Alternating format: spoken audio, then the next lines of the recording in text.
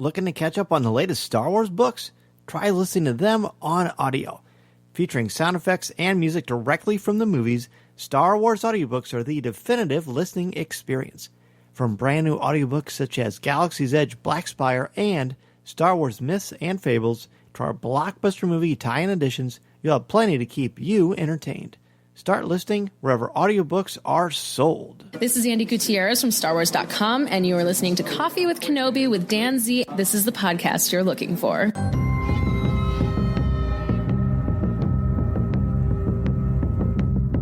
Hello, everybody, and welcome to Coffee with Kenobi, show number 306. We are your spoiler-free place for Star Wars discussion, analysis, and rhetoric. As we are fully into our Mandalorian review shows, it is time to switch up the music a little bit, change the atmosphere, because we've got some incredible conversation coming your way. Today, I am joined by Drew Taylor and Cory Clubb as we discuss the second episode in the first season of The Mandalorian. I'm, of course, drinking One Nation coffee out of a Star Wars coffee mug. Today, it is my Lucasfilm white and gray mug to commemorate, well, nothing. It's just the first mug I saw, and it's Star Wars, and One Nation coffee is delicious. So, hey, what more do you need? For the best coffee in the galaxy, go to www.onenationcoffee.com and sign up for a subscription service so you never miss out on the best coffee in the galaxy. Speaking of the galaxy, if you want to go anywhere in the galaxy, be sure to check out MEI and Mousefan Travel for all of your travel needs. Coffee with Kenobi is brought to you by MEI and Mousefan Travel because they are absolutely the best. They can get you to Galaxy's Edge and a Disney theme parks, the cruise lines, or anywhere you want to go on vacation.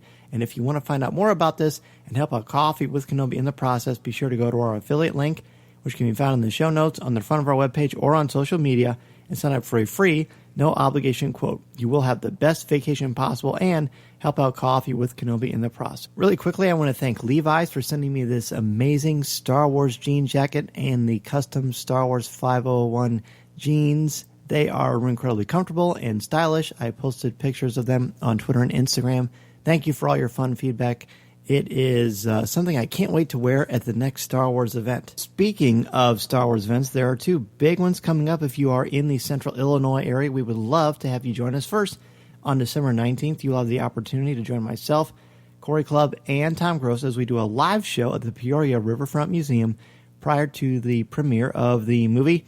The movie starts at 6 o'clock. Our show is going to be from 4:45 to 5:30 in the museum lobby, and then we will all go into the theater and experience the movie, the first showing, the first public showing of The Rise of Skywalker. So if you want to watch it with us, be on the show, and talk with us live on Coffee with Kenobi, you can do that.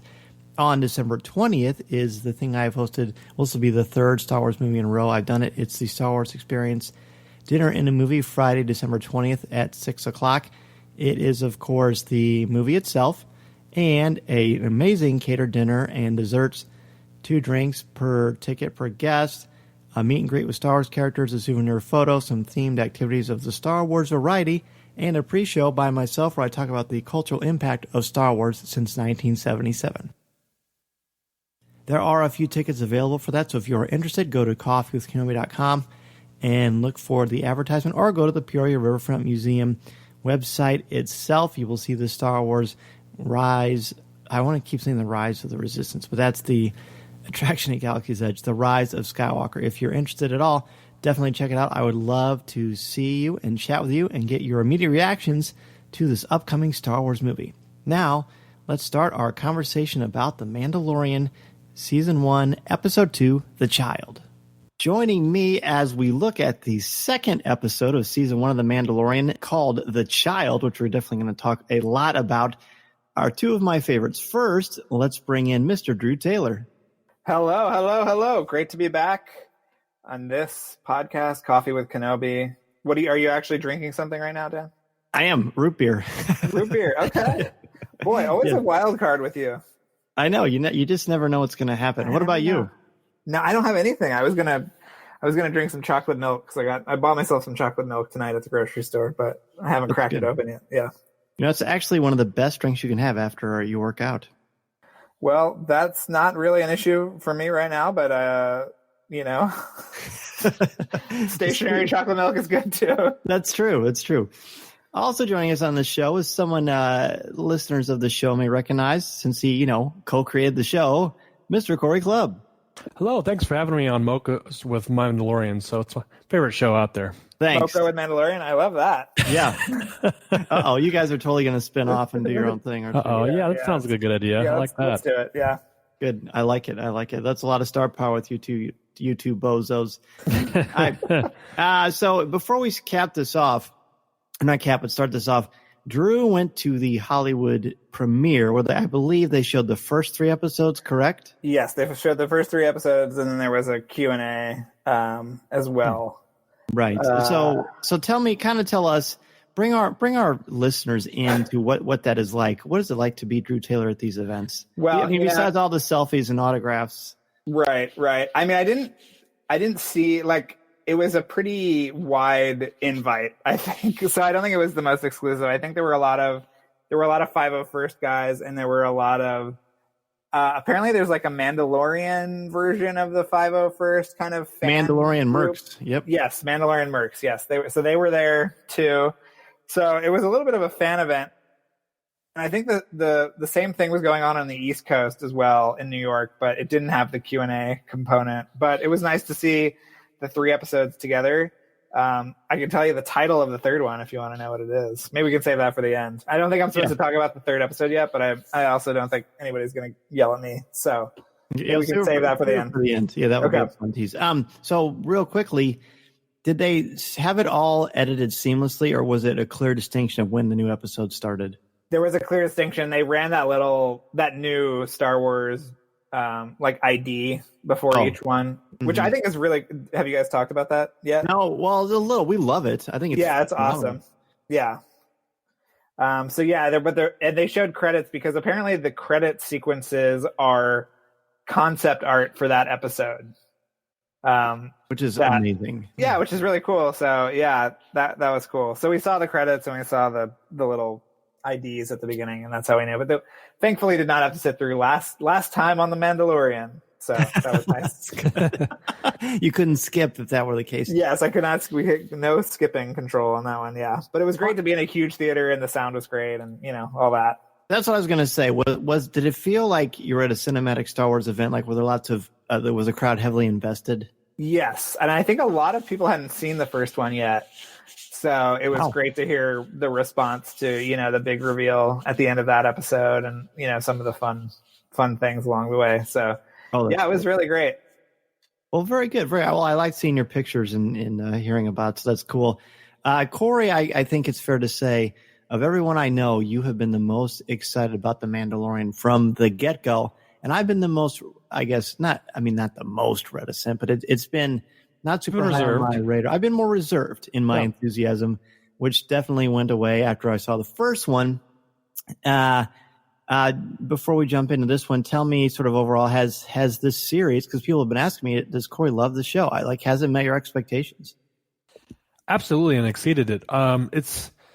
I think it's an interesting blend of a Star Wars TV show in itself, because that's an arena they haven't really put themselves into. But yet, with a unknown character and kind of jumping into Disney Plus, there's so many things that could go wrong, right? But nothing went wrong in my eyes. I think it was very well executed. The first episode kind of bled seamlessly into the second episode, and I'm just anticipating the third. Just it's a cool feeling to have. I think the way they're kind of producing these and putting these out on this kind of a schedule. But it totally lived up to my hype. I'm excited to see what happens next. I did not expect the end of the episode, chapter 1, ending as it did, and I was like, okay, there's more surprises out there in the Star Wars universe, and it was just very refreshing to see. I think this take off, and then to get everybody talking about it. What the best part about it, I think, for me as a fan, I've got a couple of guys I work with, and one of the guys I sit next to, he's not a big Star Wars fan. He doesn't really know the who's who and what's what type thing. He's seen scenes on the movies, but he said, I'm going to give this a shot and I'm going to try this. So after he watched the first episode, it was really nice to really bounce ideas off him and get his perspective. And he could really just sit down and enjoy it. And I thought that was a great introduction, I think, to Star Wars for people jumping on Disney Plus and trying this for the first time. But I think it just works so well at all angles. That is very cool, actually. Drew, I want to ask you, did you get a sense and during the Q&A, or because I know you've talked to the cast quite a bit and did some video and a lot of cool stuff. Did you get a sense of why they didn't give the first episode a title? Because when I saw the child pop up for the title of Chapter 2, I was like, oh, okay, now we're naming these things. Yeah, I don't know why they didn't give the first one a title. Maybe they'll retroactively give it a title, New Hope style. I was going to say. Not till 1981. Yeah.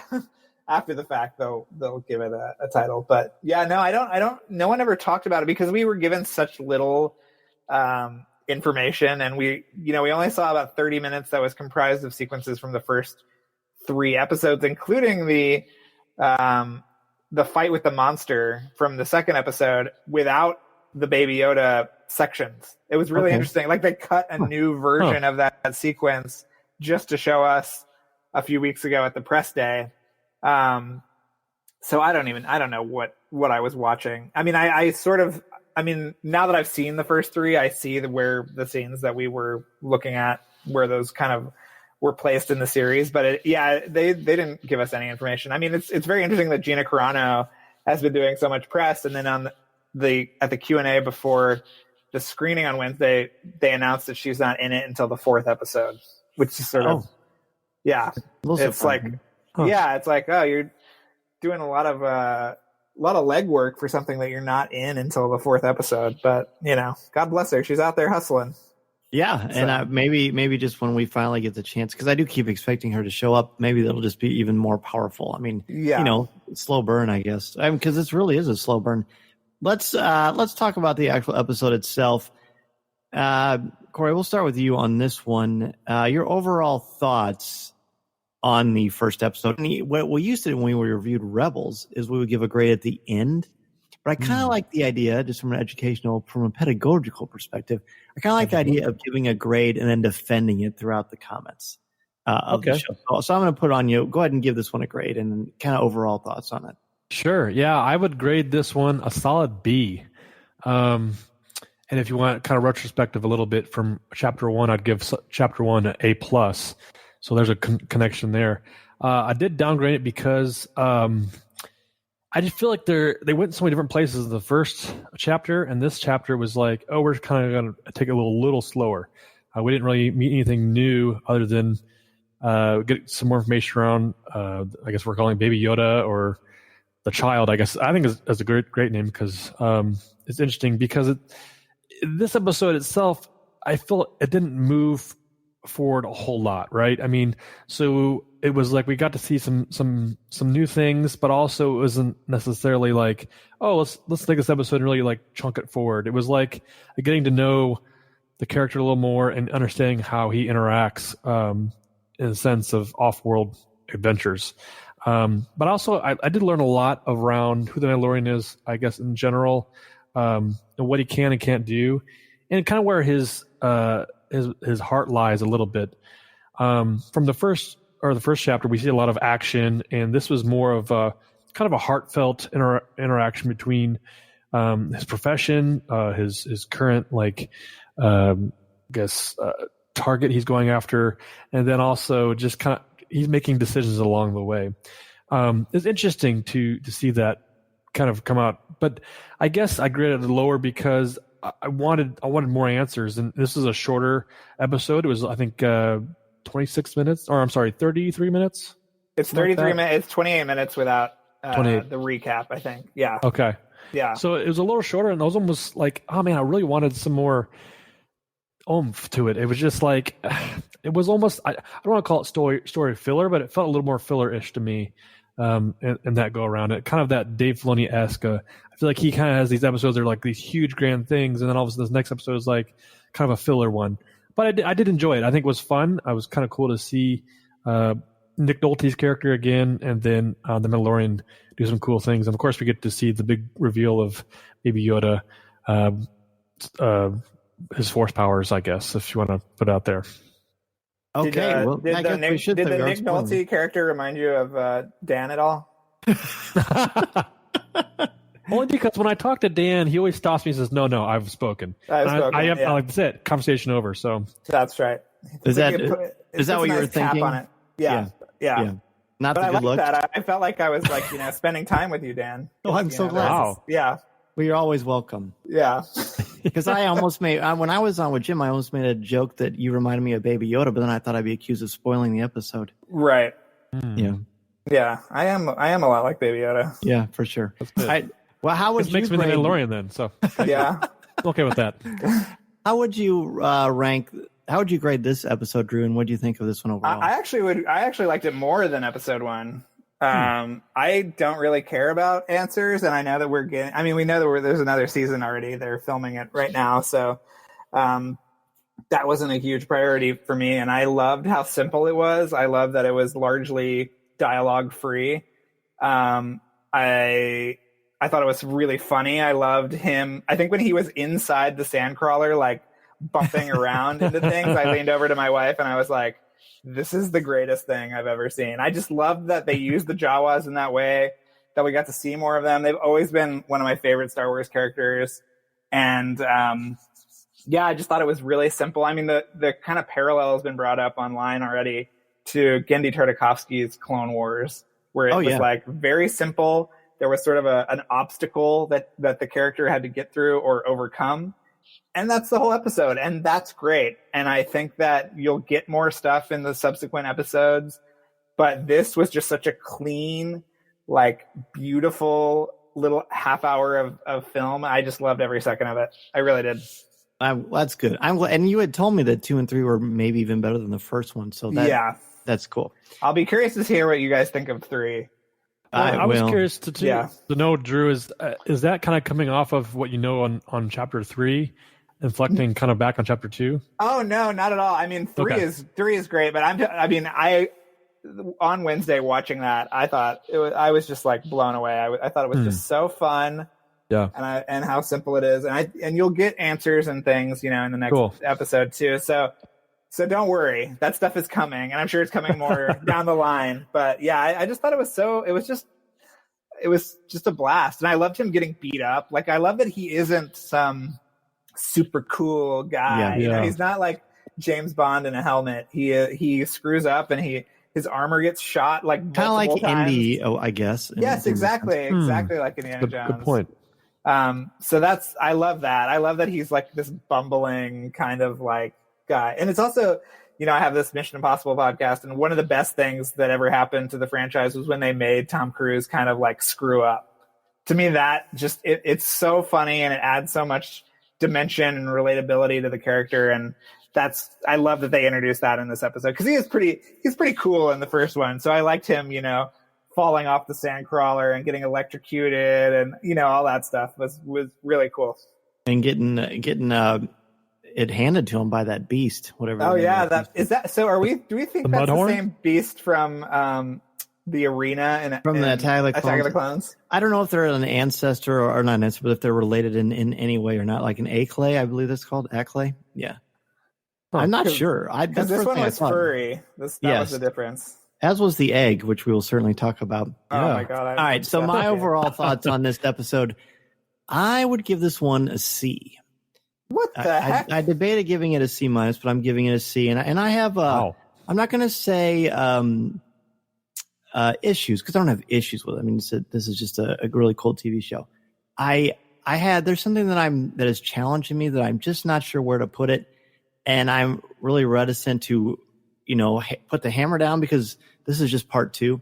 Like both of you, I like questions way more than answers. I had a philosophy professor tell me in college there are 2 kinds of people. Those are like questions and those are like answers. I'm definitely a question person. I don't need it spoon fed to me. I don't care if I ever get answers to some of these things, because I like the not knowing, and maybe just me saying that will sort of help you understand why I'm not crazy about some things that happen in this episode. So there's that. And I think another challenge is that I had such minimal expectations for the first episode, and I liked it so much I watched the first episode 5 times.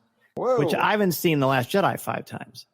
So it's so that was like, I was so excited about it, and then I watched it and I liked it, and I don't know if I'm going to watch this particular episode again, and I will tell you exactly why later in the show. Bada bing. Yes. Well, first of all, I want to bring up the fact that we didn't ask you what you thought of it, Dan. So well, that's okay. That's sort of, I think it was your show or something. Unsolicited. Yeah, I don't know. fair, totally fair, but not all. I'll just cut that whole part out. How you like that?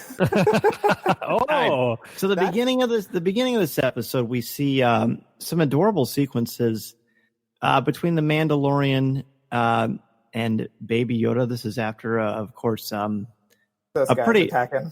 Pretty epic attack from some Trandoshans. You kind of wonder why they're just hanging out in the middle of nowhere.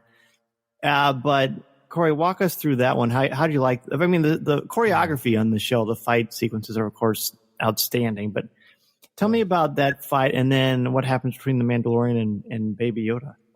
Yeah, what we first get is I like the hovering little bassinet cradle thing. I was like, that's kind of cool. It's a nice shot, a wide shot, and it's got him walking down the little desert path there. I think it was cool. But he's also paired it with his Bluetooth, I think, with his little wrist communicator thing, and kind of can use it to move it back and forth. I thought it was kind of a fun little way to do that, interact, rather than just carry him on his back or something like that, like a Yoda style.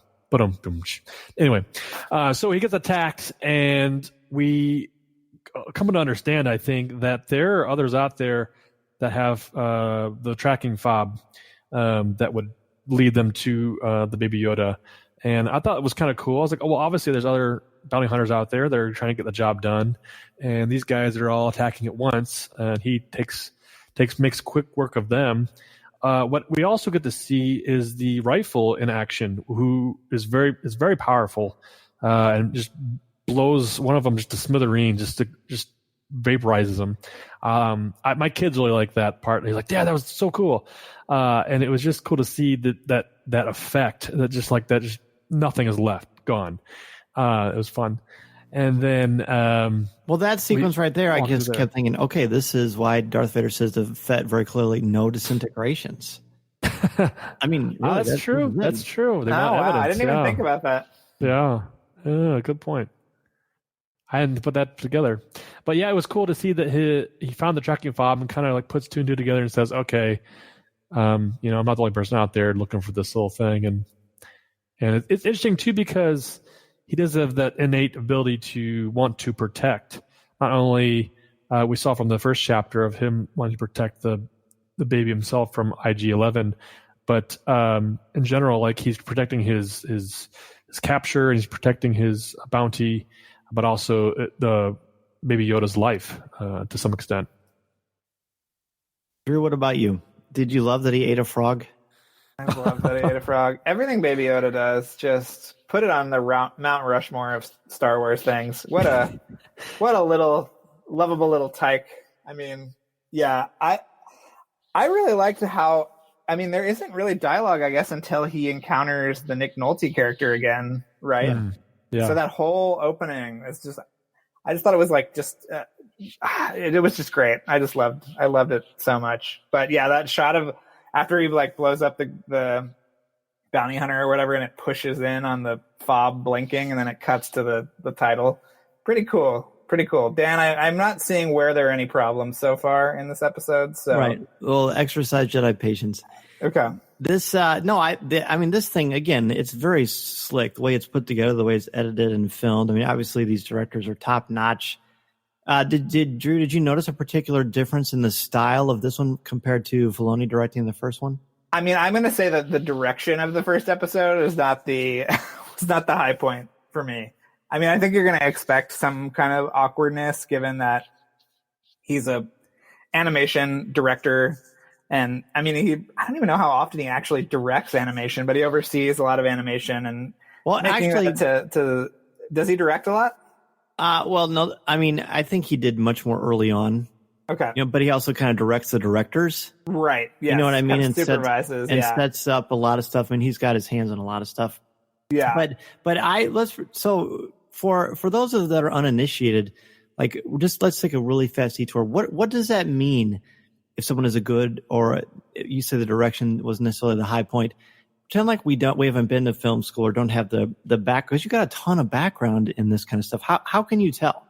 Well, I mean, I just think that some of the shot compositions, the attention to geography in terms of like spatial relationships between characters and objects and things like that, the cutting of certain things, like I thought it was sort of weird in the first episode that kind of like killer walrus thing comes out of the ice, and he just electrocutes it, and it lets the ship go. You know, it was sort of, there wasn't a lot of complication there, which I thought was sort of interesting and not a great thing. And I thought that I think the scene where he freezes Horatio Sands was cool, but it could have been given a little bit more oomph, a little bit more suspense and stuff like that. But I mean, I think it overall was a fine episode. That could be writing too, though, right? It could be writing, but I also think it's like a lot of like just putting it together and seeing what's on the page and making that more full. I think that he gave a lot of pomp and circumstance to the very Dave Filoni-ish scene of him going down to the catacombs and there being other bounty hunters and all that stuff, because to me that's sort of the thing that Dave Filoni seems to be most interested in, and is sort of like the least interesting to me, the kind of like background of that society and whoever they are. I mean, to me, I think that Boba Fett was way cooler when he was just Boba Fett, and before there were clones and this and that and Jango Fett and all that. So true, you know. But I mean, I thought it was a good job. I mean, what a great place to learn on the job too. Like, to have a little film school with, you know, I don't know if you guys talked about it on the first episode, but you know, Greg Fraser doing the cinematography, and he shot Rogue One, and so I'm sure he lent a lot of expertise. I think he's actually credited executive producer on the series. So, you know, I thought it was good. I just think this one was tighter and it was funnier, and it was clearly directed by someone who has directed movies before. And if anyone hasn't seen Rick's movie, dope. It's amazing. I'm sure it's on Netflix. But he's a real talent. He was going to do The Flash for a long time. Oh, really? Yeah, but didn't end up doing that. But yeah. This opening, well, I appreciate the clarity on that, because I know a lot of people would like to know that as well. The sequence when we're sitting there together and we're starting to realize that the baby Yoda, that I wish we had a better name than Baby Yoda, but this was the child. Okay, yeah. The child. Let's do that. The child. It's more mobile than we expected, and repeatedly was climbing out. And I thought, what are we doing here? What's going on? And what I legitimately thought was that this child was going to heal him, and that's why he had come up and reaching out. It seemed like that's what he was trying to do, right? Or maybe fixing his breastplate or whatever. Yeah, isn't he working on that too? Yes, yeah, okay. He was. He definitely was. In there, you know, there's definitely a moment of nurturing there, and I'm glad that they had the Mandalorian. I mean, he's not dead inside. I mean, obviously he's saving this child, but. Well, I don't know if saving. We'll see how that kind of plays out. But there wasn't a ton of paternal connection, even though he was clearly protecting the child. But I do think, and this is something I only would have noticed as a parent. And I don't know about you, Corey, but I would say through most of this episode, whenever they were together, the fact that the child was always behind him and he was never looking back and checking on it, I kept thinking, this is making me so stressed out. Nervous, yeah. And I kept thinking about when Mason was younger and we'd like go into Walgreens or Dollar General looking for Drew's Skittles or whatever. Yeah. They're like, and if he would be behind me or run around a corner, I would freak out. And I would be so worried. And I guess thinking, this is clearly someone who's not used to mentoring or watching over a child, because while it's intact, I mean, he's not the father of it, obviously, but that was just very jarring to me, and that's obviously intentional. That's not a fault or a flaw of the creation of this episode. That's a strength, because it definitely is playing on those emotional beats for us. Because my guess is that if the child is still in this episode, the way that or in this series, it's going to be different. And I want you to watch the geographic positioning and spatial orientation of those two together. I have a feeling that as he gets closer to Baby Yoda, that this thing is not going to be behind him all the time. And it does kind of come out at the end with the big fight with that creature when he yells, you know, I guess that's not he does save the child, but he yells when the Jawas are like, oh, we want this. Right. You know, but he says, stay away from it, not he it. Or she, but the it, I think, is an important pronoun here. Well, yeah. I mean, don't they refer to it as like the bounty or something in the episode descriptions? Yeah. Yeah, which I think is interesting. Let's talk about. I mean, I guess we talked about the Jawas and disintegrations. When I was watching this, besides the disintegrations thing, I get thinking of 3PO saying, "I can't abide those Jawas, disgusting creatures." Yep.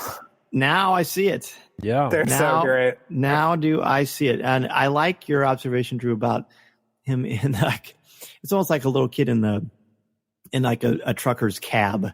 Yes, yeah, really uncomfortable and like all the, bouncing around, all the weirdness, like from Pee-wee's Big Adventure. Yes, yeah. I mean, it's really. I love when little things are like obnoxious and tamper. I love Gremlins and that whole subgenre of movie. So I thought it was kind of a fun homage to that a little bit. And obviously Spielberg and Lucas are BFFs, so there's kind of a nice little homage there. But have you guys talked about why their eyes are red and not yellow? Yeah, well, that's what I was just about to bring up. I mean, I have a couple of theories, but did they talk about that at the Q&A? No, it didn't go that deep. And they had so many people on stage too, because Bryce Dallas Howard was there, who directed episode 4. No, she directed episode 4. Deborah Chow was there, who directed 3 and 9 or 3 and 6 or something. So there were a lot of directors. Ludwig was there, whose score Composer. I think is just amazing. Oh, that's great. It's great. So yeah, there were a lot of people. So they didn't get into like, why are the Jawa's eyes red? But I've seen that Jawa labeled as an off-world Jawa. Have you seen that on some of the toys? So I have. Yeah. I wonder if that has something. I don't know. I assumed it was like in Twilight, how they have red eyes if they're more bloodthirsty. I missed that. I missed that one. Sorry. If they're more egg thirsty. Yeah, exactly. Then there should be yellow eyes, you'd think. Yeah. No, I took it as that was my big alert to me that this isn't Tatooine for sure, because they would have yellow eyes. So I kind of saw it as, in different places, different planets, you can sort of tell where they're from based on their eye color. That's just kind of how I took it, and they do seem a little more bloodthirsty, or I don't know if they're going to be predators, but they definitely have a predatory nature. They're much more savage than the ones on Tatooine, that's for sure. Well, do we think that Batuu is the planet where Werner Herzog is? Yeah. Oh gosh. Oh. Why do you say that? Because it looks just like Batuu. I hadn't thought watch that. that now. Yeah. That's interesting. That'd be cool. That'd be really cool. Yeah, those are the vibes I got from that planet, whatever it is. Well, do either of you have a theory about the red eyes besides what we just mentioned? See, I didn't notice that. I thought it was just my having not remembered they had yellow eyes, but I was like, maybe this seems different. I like the off-world idea. I think that's really cool. I also felt like they weren't really. I guess you call them. They call them scavengers. They don't steal. They just They sure tore the Mandalorian's ship apart. Well, yeah. But I mean, they don't go out to they're not out to harm people. They're just out to get their goods and move on. And it's just, I thought that was interesting that they didn't seem like they were they did try to kill the Mandalorian. Just knocked off their little transport. That's all. Well, that was a very amusing scene when he gets shot or stunned, and he just falls all the way off. It was very like Mad Max. I thought that sequence. Oh, yes, nice. There's definitely much more of a primal episode, and I think we see that. So did they say how to pronounce Nick Nolte's character's name? Oh God, I'm not gonna even try that. It's like Kuiil, right? Isn't that how you spell it? Yeah. So I've been in class. Actually, in my mythology classes, I've been having the kids write essays on the different episodes.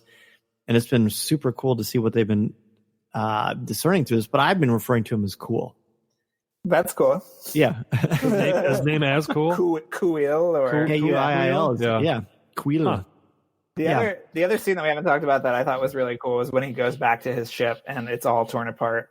Yeah. I thought the shots were really, the shot of him behind as he's walking through and the wires are hanging down and all of that. I thought that was such a cool little moment. It was important character-wise, too, because I wanted to see how he was going to handle adversity. Because, as you said, there was much more adversity in this episode than the first one. Cory, what were we going to say? I felt like he walks over to the controls and tries to power it up, and I'm like, dude, it's not going to work. They're everything is gone. I feel Have you ever tried that before, though, when something isn't working? Yeah, it doesn't work. You turn it off, turn it back on again. I don't know. But when obviously there's so much missing from it, I thought those Jawas moved pretty fast too. they didn't take just like a couple parts; they took a tons of stuff. Well, it seemed like there were a lot of them. So I think they could, if they were kind of working They're in vermin. concert, they could get it done. Yeah, that's true. Yeah, they definitely showed up as that as well. And another thing about the lack of paternal, again, not that I expected that or that he should. It wouldn't make sense from a character perspective from what we've seen in 2 short episodes. But the fact that he's blowing these things away, and I was fascinated by Baby Yoda just looking with that absolutely no affect at all. I mean, because it's a puppet. But just like the way its eyes were huge, and it was just kind of looking around, just sort of like, I don't know. I mean, maybe amused, just sort of taking it all in. And the Mandalorian clearly noticing that this child noticed, but still doing his thing because he's frustrated and he's angry. They've blown apart his ship, his home.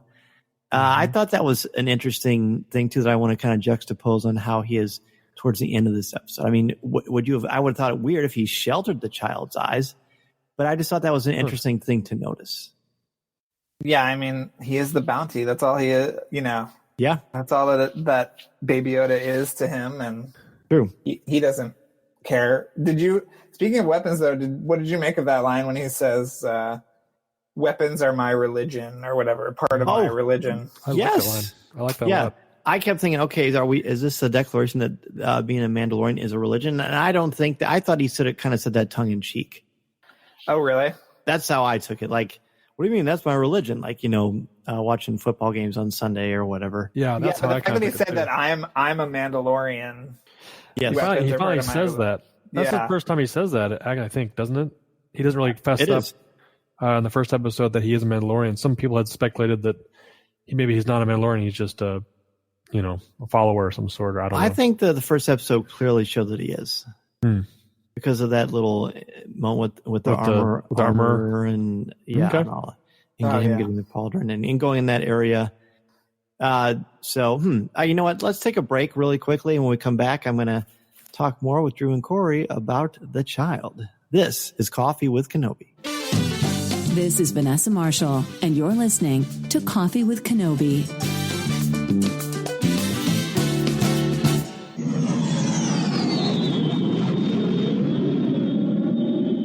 Looking to catch up on the latest Star Wars books?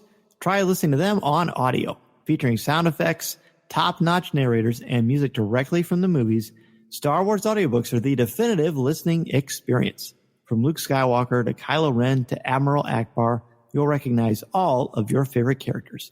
Listen to brand new stories in the Star Wars universe like Thrawn Treason by Timothy Zahn. Can't make it to Galaxy's Edge this year?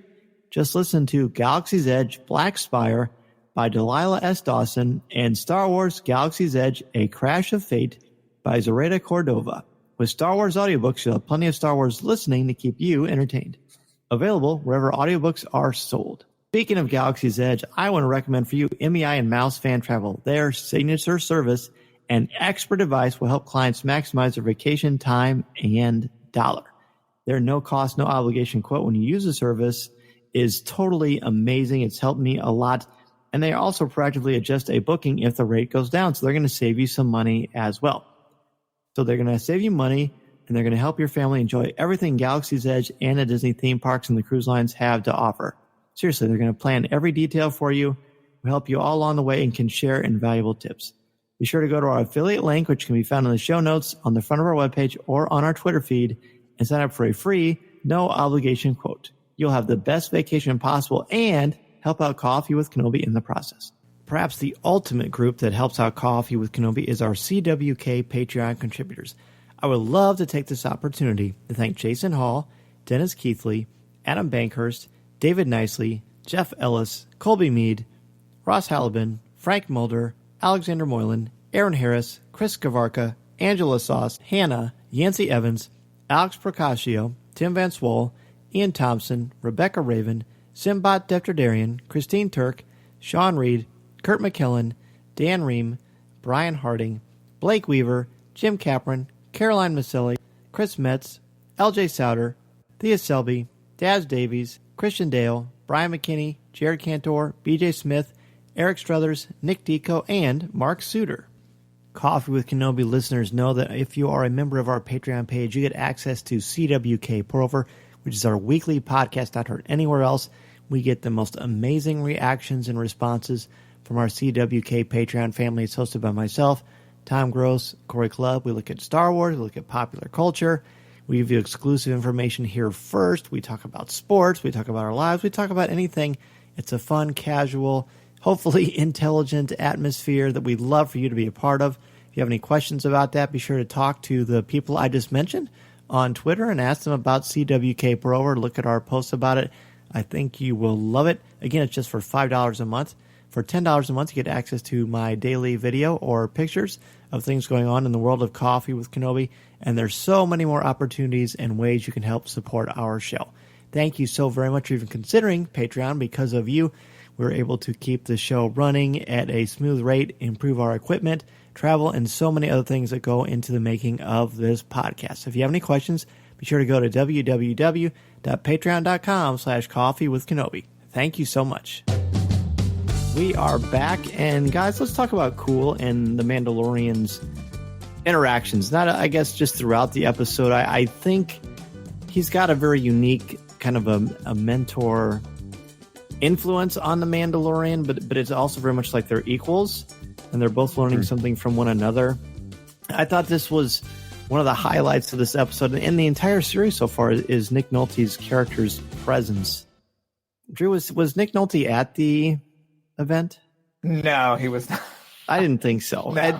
Is he? But he's not actually that's not actually his face, is it? No. It was a little person in a audio animatronic mask, from what I understand. That I'm sure was augmented with computer generated stuff. But I'm sure, I'm sure he could have done that performance over the phone, quite frankly. For however long it took. But I have no idea if he's in subsequent episodes or not. But it would be a shame if this is the last we get to see of him. But I like the fact that he's helping the Mandalorian because he wants things to calm down on his planet.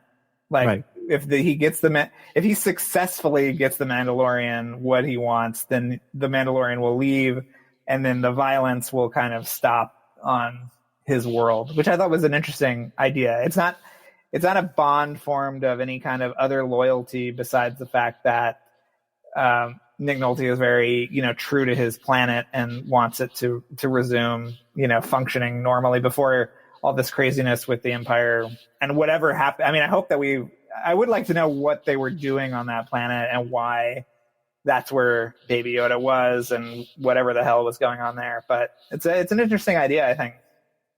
I do too, and I agree. It's not like from a place of altruism. No, it's more. It's not really selfish either. But he's very honest. Look, this is what I want. This is why I want it. I don't want anybody. I don't institute violence against anyone. And I like that he's sort of has a kind of a calming effect. Yeah, I don't know if he has a calming effect on the Jawas, but the fact he's able to calm the Mandalorian down and be like, "Hey, dude, you better think of another tactic," which he has to learn in the first episode when it comes to riding that beast anyway. Mm-hmm. And the fact that the Jawas listen to him. I also like that the Jawas criticize how the Mandalorian talks. Talks like a yeah, that's funny. What do you say? You speak like a Wookiee? Is that what they say? Speak like a Wookiee.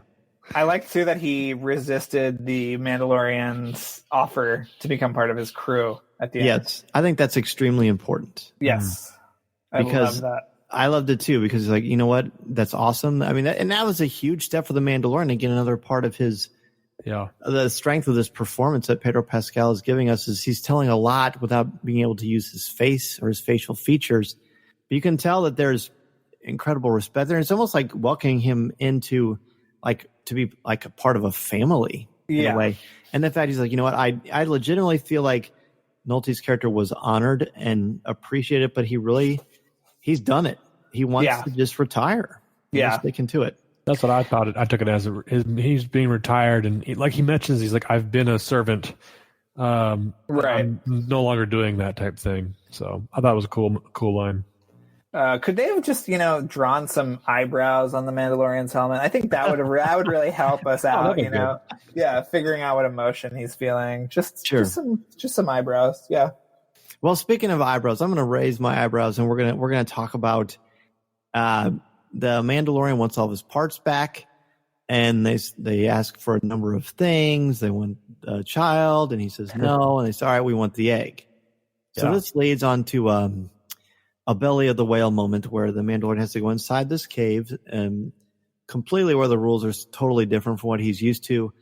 And there's an epic battle with this creature that very much looks like something from Attack of the Clones, like you mentioned before. And Cory, this was a powerful sequence. Talk to me about that. Yeah, I liked the fact that he had to go out into that cave and attach the flashlight to his helmet. It was kind of use these tactics that maybe he wasn't really comfortable using. I feel like he was more of like shooting and capture type guy. He wasn't really like get his hands dirty, literally.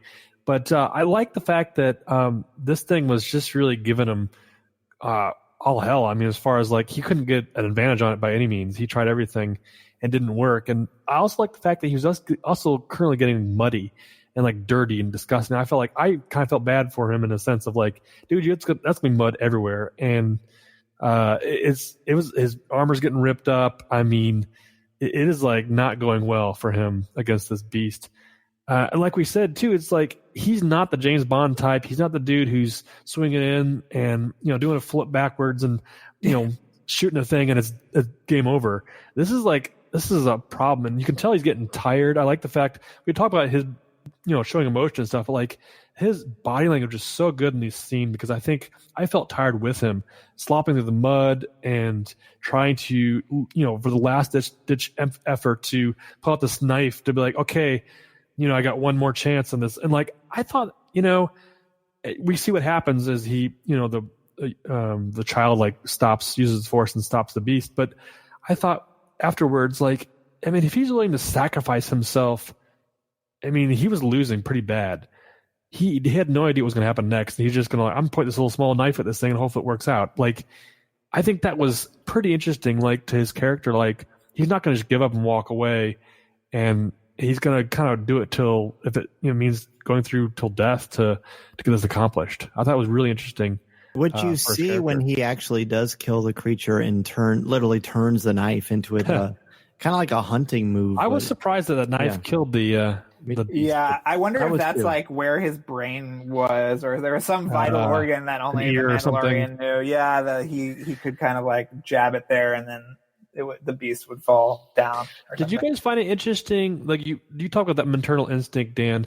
Why did he bring the child with him? Like, is it? I thought that too, but he's not going to trust it with the Jawas. Yeah, right. That's what I thought. Well, I thought he doesn't know him know cool enough to leave him with him. Although I'm sure he would have been safe, but I don't know. I mean, I thought that was interesting. It's his bounty if he wants to look at it that way, and he's just going to keep it close to the vest. And by the way, the animal is like a reek. It's a reek. REEK. That's I mentioned Aclay before. Aclay is the spidery ones. It's the reek. I had a moment of Dan, you disappointed us both. Yes. Sure. Come on, Dan. Did you think the violence, Drew, of the way he disposed of that beast? I mean, we haven't even talked about the big moment yet, but we'll get to that at the end here. But what do you think about that? I thought it was cool. I mean, I think what's cool about this show in a lot of ways is that it's going back to the sort of New Hope style, both in terms of the filmmaking and the fact that it is these little serialized moments that I feel like are sort of like the Flash Gordon things that Lucas loved. And I think this sequence also showed a lot of like Akira Kurosawa type stuff, in the sense that what Cory was talking about, where you get characterization through physicality and not dialogue. You understand who the character is by the way that he moves, the way that he overcomes obstacles, and the way that he deals with these situations, not through him going, I had a really bad childhood and I grew up in Cincinnati and, my folks left me or whatever. It's none of that. It's, you have to gather what he's doing. What he's doing will inform who he is as a person or alien or whatever he is under that mask. So I think that was really cool. And me too. I really appreciated it. And I thought the violence was great. I thought it was appropriately intense, but still sort of family friendly. I mean, the disintegrations kind of reminded me of in Bumblebee, when the bad Transformer like kind of evaporates people and turns them into goo. Sure. I think there's some like really fun kind of workarounds. It's like, okay, we want this to be more hardcore, but it can't be, it's not blood and guts flying all over the place. It's just like a little puff of smoke. The the clothes fall. I thought it was just really a clever way to do that stuff. And I thought that sequence with the animal was great. And I also love that it kind of harkens back, like the Mandalorian has always had this, or Boba Fett has had this relationship with monsters and beasts going back to the animated special. Yeah. So like, and the Ewok animated series and stuff like that. So by the way, happy Life Day to both. That's right. Yes, happy Life Day. Yeah, I love that part of it too, because I'm a big animation fan, so I love every time they kind of bring that stuff back into it. And I think it's important the way. I mean, if this were just like you mentioned Flash Gordon, which I think is very apt, but if I feel like if Flash was fighting one of these monsters, he'd stab it'd be done. But I think it's important that he stabs it and twists the knife. I mean, because I think it shows a lot about him as a character. He may be helping this child. He's not. He's not happy. I don't know. Happy. He's not Mr. Rogers. Yeah, but he's not content until the job is done. Yes. Right? He's not content until he has the baby. He's not content until he kills the thing and brings back the egg. It's like he's not fulfilled personally either. But if that's a kind of like honor thing, we don't really know that much about the kind of society that the Mandalorians are in now. But if that's something that he feels because of the way that his culture is or what, but it's a really interesting idea, and I'm glad that they're sort of investing in that. I also think it's great that they did that because it also shows that even though as an audience we want him to be more paternal, he's still a violent man, and a powerful man, and very much an alpha. Yes, and that was a very poignant, important moment to show that look, this guy isn't a teddy bear. He may have had a hard time against this thing. But wow, he's going to let you and everyone know that, like you said, the job is done, and he's efficient and he's also brutal. So I think that's going to be important for later. All right, let's just get to it right now. Cory, your thoughts on what happens with Baby Yoda and how he saves the Mandalorian's life?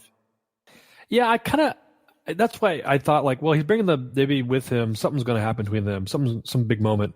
And of course, we see this character in the first chapter 1, and you're instantly think, okay, is it force sensitive? What's going on? And as we talked about the scene where he's fixing his armor and he reaches up to heal him or whatever he's going to do. He has empathy for the Mandalorian character, hey, thanks for saving me, or thanks for, I don't know what it was. But we don't know the age of this character. Well, 50 years, I guess, the age. We don't know the intelligence of the character necessarily at that age point. So he's very aware of what's going on. He's seeing this whole battle go on. But yet, I kind of knew this was going to happen. As he was losing this fight, I was like, oh, the child's going to stop, use the Force and chop this beast from killing him, and we'll get this really cool moment. And it was a great moment. I loved it. I think it was cool to see this. I mean, the fact that this interaction, like you said, there's no dialogue. This is all just kind of gruff and tough. And it's this slow down moment. If you guys remember that where he gets knocked on the ground, there's this effect they use. It's like he's knocked unconscious or something. I thought his helmet fell off. Oh, I didn't get that. I got it more of but I thought that's what happened at first. He was like a slow motion, I think he was just dazed or something like that. Yeah. And that was maybe he thinks he was seeing things, or, I'm just not going to, is it just a weird moment? Did the beast give up? And then he stabs it and it's dead. But and then the Baby Yoda, I like how he slides back and just goes to sleep and collapses. It was interesting. Strain. It was really interesting to see that play out, and I think it was a cool moment. Drew, what was the reaction like in that audience? People went wild. They loved it. I mean, awesome. I think it's sort of. I'm not totally into the Baby Yoda having powers idea because I loved the Last Jedi sentiment of the kind of democratization of the Force and the fact that everyone is kind of plugged into this thing and people have different levels of experience or ability with that kind of life force. So I'm sort of bummed that it's another there is a chosen child who can do this crazy stuff. But I mean, admittedly, it's very cool. And it's also cool that all he did was lift the monster up. He didn't if somebody had that much power and they could do crazy things, he didn't, turn the the animal into, he didn't break its neck or anything. It was just sort of a little help. It was a little pitch. Like 11? Yeah, right, exactly. Oh, yeah, good point. Yeah, so I thought that was interesting that, like, you know, it's a child with this amazing ability. It's not going to do anything too crazy. But yeah, I do wish that there was a little bit more of that kind of, like, you know, there's an equilibrium and everybody knows. But I also thought it was weird that this is a set after Return of the Jedi, so you would think that the kind of like stories of how the Empire was brought down would make its way to the Mandalorian. But him describing it to Nick Nolte and Nick Nolte, them both saying, I don't know what happened, was sort of weird, because it's like, well, shouldn't you know by now? But shouldn't you have heard of how the Empire was brought down? I mean, does nobody talk in this galaxy, you know? They're so remote. Weird. I mean, there's still a bunch of stormtroopers hanging out. Like, did they not get the memo? Yeah. You know, I mean, they did. I think we're gonna find out about that. I love how dirty those stormtroopers are. They were skin and bones, man. They're like, I think they're skinnier. That's weird. I like that as well. All right, so this is my problem with this episode. And Drew, you definitely set it up beautifully. Oh, great. The challenge for me on this episode, okay, to be super clear, when it happened, I was agape again, and I was just completely like, oh my gosh, wow. And I was just kind of mesmerized by it. And you know, whether it's a puppet or CG, or obviously it's a combo of both, the effects on this thing are unbelievable. So much better than that awful reindeer on Noel, by the way. But that's the Disney Plus thing. Disney Plus show. Man, I didn't like that movie at all, but that's it for another time. Okay. I was completely transfixed by that. I loved the emotional weight that it had, and I appreciated that 2 times in a row I've been shocked by something in Star Wars. I like that. But this is my problem. Like you, Drew, I didn't need this creature to be force sensitive to this degree. I mean, this isn't force sensitive. I mean, Maz Kanata is force sensitive.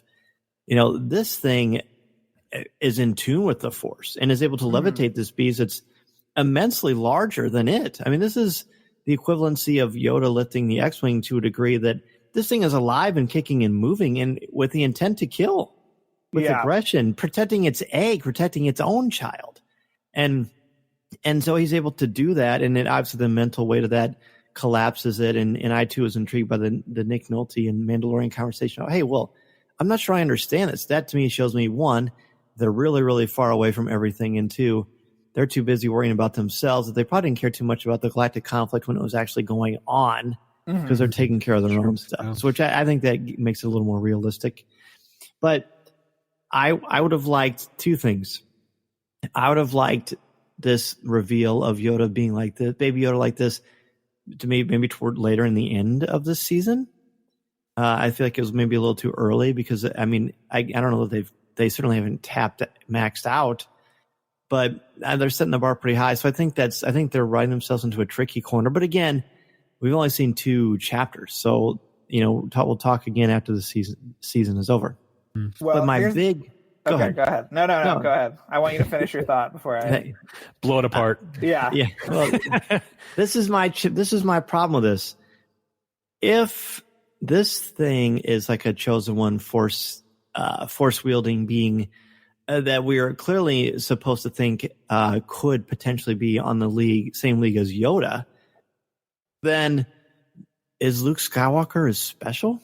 And more importantly, is Rey special? I mean, the Force awakens after 30 years, after Return of the Jedi, and it's such a big deal. Luke Skywalker goes into exile because he's trying to create a new Jedi Order, and things obviously go south extremely quickly. And Rey brings hope, and Rey is the last Jedi. And Luke, as you said, Drew, Luke, you don't have to be in their super secret club and know the handshake to know the Force. You don't have to be a Jedi to be a powerful entity. And I love that aspect of it as well. I mean, George has flat said, look, Han Solo has the Force, and it doesn't mean he knows how to use it or connect with it, or that he's super high in his ability to do anything with it. I just feel like they run into, and the same with Jedi Fallen Order, or I felt this way first about Kanan and Ezra until I got to know Kanan and Ezra. Now I totally get it, and I think it works. But if in every new incarnation of Star Wars, if we've got this mystical force thing going on, then we run the risk of making it not as special for the heavy hitters. Does that make sense? Yeah. But here I have two thoughts. Please. For that. One is there's been a lot of speculation online that this Yoda is a clone of Yoda. And if so, genetic mutations and genetic creations can be kind of like pumped up, in different ways. Maybe they gave him sort of more of a sensitivity when they created him. A midi-chlorian. So a midi-chlorian boost, yeah. But the other thing is that you needed this moment to happen so that the Mandalorian is intrigued enough, either selfishly by saying he could help me in some way, or just intrigued enough by saying this baby is special, because you need a reason. And I'm not saying what will or will not happen in the third episode, but should he decide to not give this child up, you have to give him a reason to do that, because if he's just some cute alien, then he will have no problem handing it over. Him knowing that it has this extra magic ability is something that he can hang his, helmet on and say, well, maybe we shouldn't give this thing back to Werner Herzog. You know what I mean? So I think then it makes him more one-dimensional, doesn't it? Then he's like, well, I'm just doing it because it's going to help me, not because I'm saying that it could be just be that he knows that he understands that this thing is unlike anything he's ever seen before. Mm-hmm. And it could be selfish. And I mean, he has every right to be selfish. He's a lone wolf, out there. Mm-hmm. But it's enough to set it apart from any other creature that he would just hand over nonchalantly. True. That he knows that this thing is something he clearly cares about it falling asleep afterwards. And, he checks on it a couple of times and rocks the kind of bassinet back and forth to make sure it's alive. But I really do think that you needed that moment to get him invested in the character, in a way that is beyond just that it's cute, because he doesn't care about it being cute either. And we know what Yoda is. He has no idea who Yoda is. So good point. He doesn't have that investment. So you needed that thing to kind of carry his journey forward and complicate things, because it would be a very boring show if you just handed it over and went, okay, what's my next bounty? What do we got here? So I think that's why that's there. Yeah, I think it's a great way to put that, because that's the biggest issue I had with this episode was it didn't move it forward. But like you say, like that, they had to have this, stuck on the planet. He has to have this moment. He has to have this reason for not just, giving the bounty away and moving on. And now it brings up this factor of does he know what the Force is? Or is it just I got knocked unconscious and it really was weird? That whole idea of, like you said, maybe the Empire hasn't really made its way out that far of what the news of what's going on. Right. Does the Force, you know what I'm saying? Is there's a religion-based people out there that, honor it or have it, or has he encountered with that before? So it's interesting to see that perspective on the outskirts of the galaxy. Yeah. I understand people's criticisms that it doesn't move anything forward, but I think it does. I definitely think it moves things forward. It establishes their sort of bond. They've been through something together now. Like I said, you get more character through the way that he acts, and I appreciate that the series so far seems to be okay, we're going to give you something from Star Wars, but we're going to give a little twist to it, or we're going to show this different thing that you didn't expect, and how the sort of different societies work. We got to see a lot more of the Jawas than we've ever seen before. We got to see, his little carbonite factory on the ship, which is something we've never seen before. The freezing of Han Solo was such a production in Empire Strikes Back, and he's got this little sort of to-go version of it in his ship, which was so cool. It's the iFreeze. It's Apple. Yeah, right. One of Steve Jobs' last inventions. Yeah. But yes. I think that's why the show works. It hits those nostalgic notes, but it's still giving you something new that you haven't seen before. So I agree. Do you want to add anything to that, or is that your official closing thoughts for this episode? I can close the thoughts, and then I'll tease you what the next one's. Oh, cool! Please do. Yeah. Please do. Yeah. Go ahead. Finish your thoughts, Dan. I'll come back. I'll come back at the end. No. That's it. That's it for me. That's it. Okay. Yeah. I like your points, and I think they're very valid. I just think, again, the challenge of if you want to make Luke and Rey sacrosanct, and they, have been the most key players in the entire Star Wars thing, besides, of course, Anakin / Vader, then we got to be careful about, oh my gosh, there's someone else that's incredibly powerful in the Force too. I understand. I think maybe part of my problem is I had to keep unlearning, or I had to keep reminding myself, no, this is 5 years after Vader and the Emperor are gone. Different rules now. I do agree that it's baloney that every single thing has to have a Jedi in it. Yeah. Like, it's, that's one of the reasons I like Resistance. Rebels. Yeah, that's true. Yeah. But Rebels had like Jedi. There were Jedis all over the place in Rebels. It was like, where have these people been hiding? But that worked because he was a survivor of Order 66 because he fled and he abandoned his heritage. Like, that worked for me. That made sense. And that was, that Rebels might be one of the best Star Wars things that ever came out, period. But Cory, give us your last kind of closing thoughts on this episode. Yeah, I appreciate the discussion today because it seems like I'll go back and watch this episode again and kind of see the interactions, and because I felt like it wasn't really a lot of forward movement. But now that I think about it, like, you have a good point, Drew, about moving the story forward, and like we're not going to, we're not going to rush into this type of stuff. So yeah, it's cool. It's great. I appreciate it, man. It's cool. This episode is interesting. I liked it. I do like it still. I think it still puts us in the shoes of the Mandalorian, and we get to know him some more, I think, especially in these weird kind of interactions. And I do like the fact that, I know, Dan, you talked about this on the first episode. He's not just a cold-hearted killer. He has a heart, and we see this a lot in this episode. You see, he's really out to just make sure that he is getting what he needs to get done, but also he fails and trips along the way. He's, just as bumbling as everybody. I like that. He's not perfect. I can root for him. I don't have to be like, oh, he's just he's some kind of anti-hero or something, but it's not that way. I feel like he's legitimately, he has a job to do, but also has kind of I don't want to say a heart of gold yet, but he still has a heart beating underneath that armor. Between his interactions with the child and interactions with McNulty's character, and just like you said, just like that mentorship, and like, hey, you want to come on my ship and be be my associate or whatever. He turns him down, but like he's like, I respect that. There's some respect there, and I think that's really cool to see that in both the characters. And we talked about a little bit at the end where they put the ship together.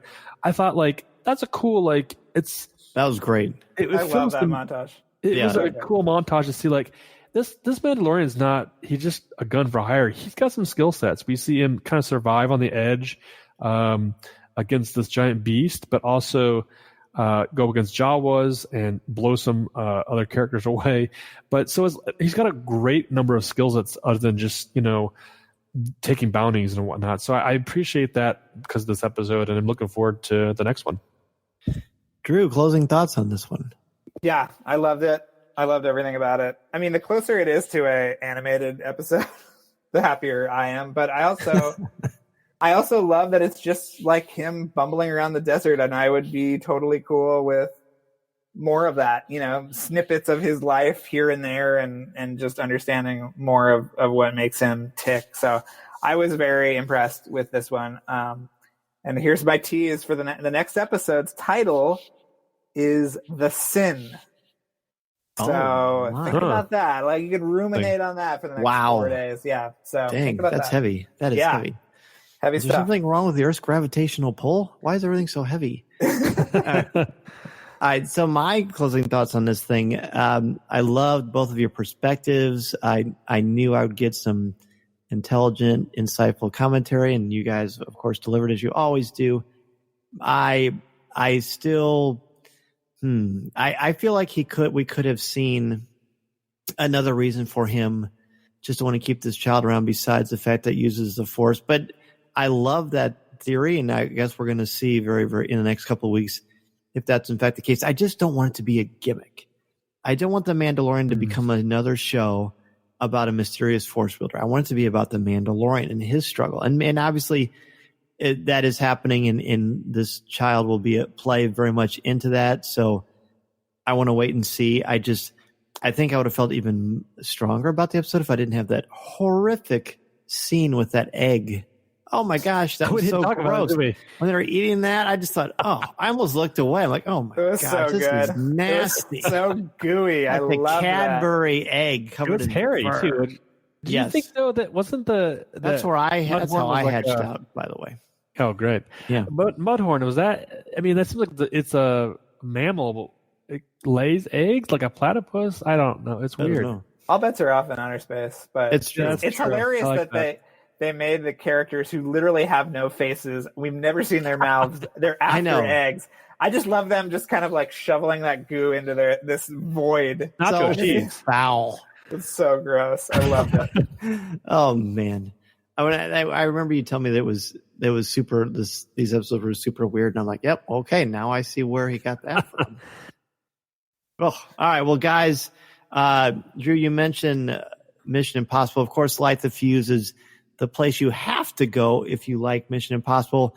But more importantly, you get to hear Drew Taylor all the time. Drew, tell us about that and where else they can find you. Yes. So, you can follow me on Twitter. Dan and I razz each other a lot on Twitter. So it's Drew Tailored on Twitter and Instagram. And new episodes of Light the Fuse every week. It's going to kill me one day, but for now, it's still doing it.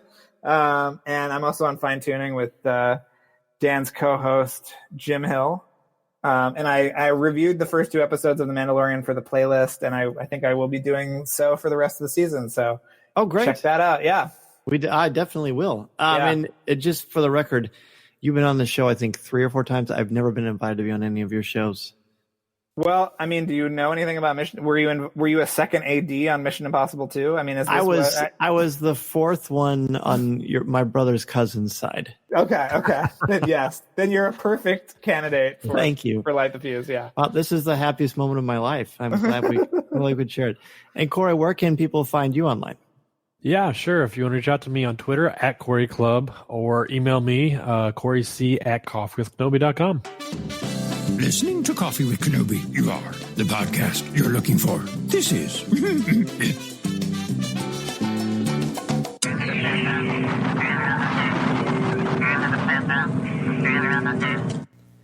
That's going to do it for show number 306 of Coffee with Kenobi. A big thank you to Drew Taylor and Cory Clubb for joining me and discussing the 2nd chapter of The Mandalorian.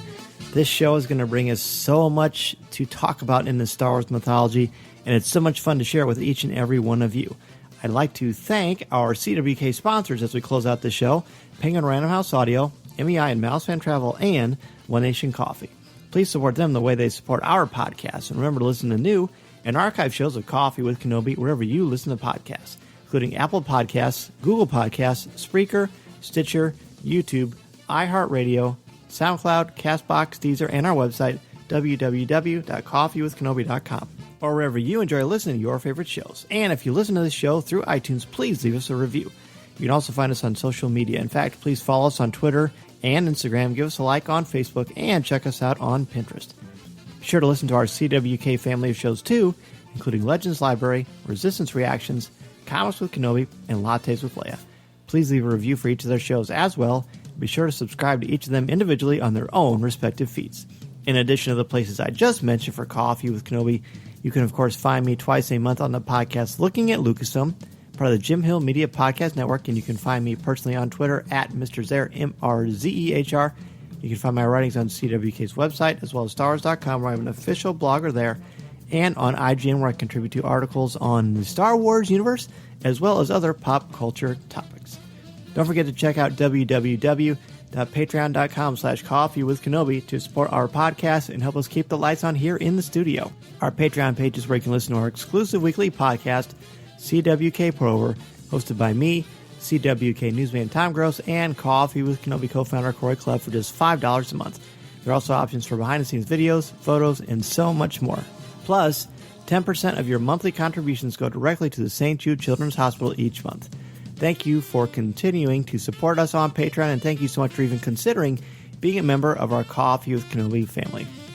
Again, a special thank you to Drew Taylor and Cory Clubb for joining me today, and thank you to each and every one of you for continuing to support and listen to the show through your Patreon contributions, through your Facebook and Twitter comments, through your Instagram contributions, by liking our pictures and spreading the word about this podcast.